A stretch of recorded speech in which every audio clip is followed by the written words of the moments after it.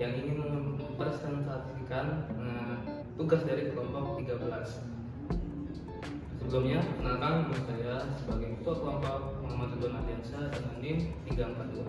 Kenalkan nama saya Rido Berdanfa dengan di belakang 424. Nama saya Deswi dengan akhir 076. Perkenalkan saya Ahmad Rizky Maulana dengan NIM akhir 198. Oke, berikut ini akan kami jelaskan desain. Oke, bisa kalian lihat di sini desain dari kelompok 13 dengan judul desainnya unik tapi buruk. Stop kontak di wastafel. Nah, bagaimana nih konsepnya? Ada stop kontak tapi di area wastafel. Kan sangat tidak fungsional ya. Maksudnya menyalahgunakan, apalagi ini menyalahgunakan dari keselamatan penggunanya itu sendiri. Nah, berikut ada pemaparannya dari teman saya yang akan memaparin. Terima kasih. Nah, sebelum kita membahas isinya ini, kalian mungkin bingung ya, desainnya ini maksudnya gimana ya? Ada wastafel, di dalamnya ada stop kontak. Nah, biasanya kan wastafel kan buat cuci tangan, cuci muka, itu kan menghasilkan air ya. Lah, air sendiri kan itu berbanding terbalik dengan stop kontak yang mengalirkan listrik. Nah, dari segi usability, desain tersebut itu sangat kurang berguna jika digabung dalam satu desain gitu. Jadi kalau ada wastafel sama stop kontak di dalam satu desain jelas sangat membahayakan pengguna sekali. Terus dalam segi estetika sebenarnya sudah bagus, kontras antara warna putih, hitam dan coklat itu sangat klasik sekali. Tapi kalau ditambahin stop kontak di dalam wastafelnya kan sangat membahayakan pengguna sekali sih. Nah, desain ini juga sangat unik ya. Mungkin dia awalnya mau niru kayak di Jepang gitu, ada wastafel sama tempat naruh HP. Jadi kan sangat menarik kan, sangat modern sekali. Tapi mungkin ini gagal ya, karena mungkin pas bikin desainnya dia tuh mampu. Masa wastafel dalamnya stop kontak kan, wah itu sepertinya sangat membahayakan penggunanya sekali ya. Mungkin poin selanjutnya akan dijelaskan oleh teman saya saja. Oke, di sini saya akan melanjutkan untuk analisis desainnya. Jadi di sini tuh ada poin safety sama instability-nya ya. Untuk poin safety-nya sendiri tuh dia sebenarnya nggak safety, soalnya bayangkan aja wastafel yang di dalamnya tuh ada gimana ya? Ada colokan listrik. Kan biasanya kalau misalkan wastafel itu pada umumnya kan biasanya kadang menampung air ya, yang banyak buat membilas ini ya, apa sih, cucian yang kotor. Tapi kalau misalkan kayak gini kan jadinya, kalau misalkan ada gimana ya, stop kontak yang biasanya terkena air dikit aja tuh kadang tuh dia bisa bikin apa sih, kita kesetrum gitu loh. Apalagi yang ini tuh wah, anjrit, mati sih. Oke, berarti untuk poin safety-nya dia nggak safety sama sekali ya, soalnya memang dia stop kontaknya di dalam wastafelnya, sinknya. Untuk instability ya udah dia rawan cipratan air dan memang sangat berbahaya sekali ya. Oke, mungkin hanya itu saja. Baik, mungkin di sini mengenai solusi ya. Sebenarnya gini sih, kalau dari segi solusi itu sendiri yang sudah dijelaskan sama teman-teman saya yang lainnya tadi, bahwa di desain ini itu memang ada yang namanya desain interior yang unik. Nah, tapi ini unik tapi ngawur. Karena balik lagi teman-teman, masa bisa dipikir secara logika sih bahwa ada stop kontak yang ada di dalam sebuah wastafel? Itu sangat berbahaya sekali.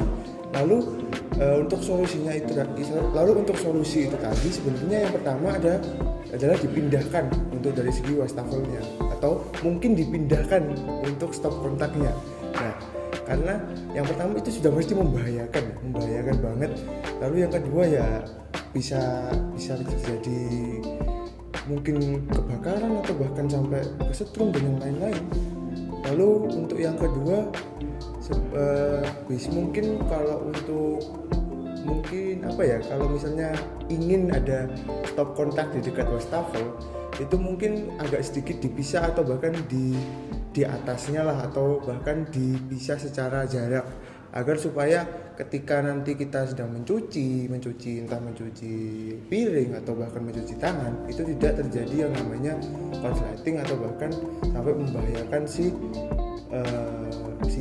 kitanya sebagai pengguna. Lalu dari segi mungkin saya akan langsung masuk ke bagian kesimpulannya. Nah, seperti yang teman-teman saya jelaskan tadi ya, sedikit tentang kesimpulan. Sebenarnya desain ini itu unik, memang unik, saya harus akui, dari segi kontras, dari segi warna warna tembok, terus dari segi wastafelnya itu sangat bagus sekali, memang unik. Tapi ngawurnya ya itu tadi, ngawurnya ya ada stop kontak di dalam wastafel, itu yang pertama. Yang kedua, mungkin desainernya ini berpikirnya tidak logis karena masa ada sih orang yang mau cuci piring sambil main HP gitu kan, nggak mungkin kan. Atau ada orang yang sambil cuci piring sambil main Mobile Legends kan, nggak mungkin. Nah, mungkin itu aja sih kesimpulan dari aku. Yang utama dan yang pasti ini membahayakan teman-teman. Oke, terima kasih. Oke, selanjutnya kita akan menjelaskan bagaimana desain dan PPT kelompok 13 ini masuk ke kriteria dari good design dan bad design. Sebelumnya akan dijelaskan dulu secara good design oleh teman saya. Nah, oke, baik. Di sini saya akan menjelaskan kenapa PPT dari kelompok 11 ini itu kelompok 11 ya? 13. Sorry, kelompok 13 ini itu good design. Nah, yang pertama itu karena elemen-elemen yang ada di PPT ini itu tidak alay atau tidak terlalu banyak. Ya, itu yang pertama. Yang kedua, dari segi tulisannya ini tuh cukup jelas karena menggunakan font berwarna putih. Dan juga dari nggak nabrak gitu loh antara background dan juga warna dari font. Lalu untuk fontnya juga, untuk materi dari fontnya itu nggak terlalu banyak tulisan dan lebih menonjolkan gambar, yang mana gambarnya juga sesuai dari desain PPT ataupun desain gambar yang dari PPT ini. Mungkin cukup itu ya untuk dari sisi good design. Selanjutnya dari bad design-nya akan dijelaskan oleh teman saya. Oke, permisi. Saya lanjut untuk bad design-nya. Mungkin untuk bad design sih sebenarnya di sini nggak terlalu banyak ya, karena yang saya komentari di sini hanya bagian gambarnya saja sama background dari PPT-nya. Justru itu yang nggak masuk sama sekali, soalnya kurang ya. Lihat saja kalau bisa kalian lihat di sini kalau semisalkan dari warna gambar yang wastafelnya, dia untuk temboknya sendiri tuh dia orange ya. Dan kalau misalkan mau dibalancing sama yang background PPT-nya, justru dia nggak masuk sama sekali ya, karena ya ungu sama orange gitu ya, nggak banget gitu. Tapi kalau misalkan mungkin untuk dari warna putih ya oke lah, tapi untuk di situ nggak sama sekali. Yaitu mungkin untuk bad design-nya. Kita lanjut untuk kriterianya yang akan disampaikan oleh teman saya. Oke, di sini saya hanya akan mengomentari contoh gambar bad design yang diambil oleh kelompok 13.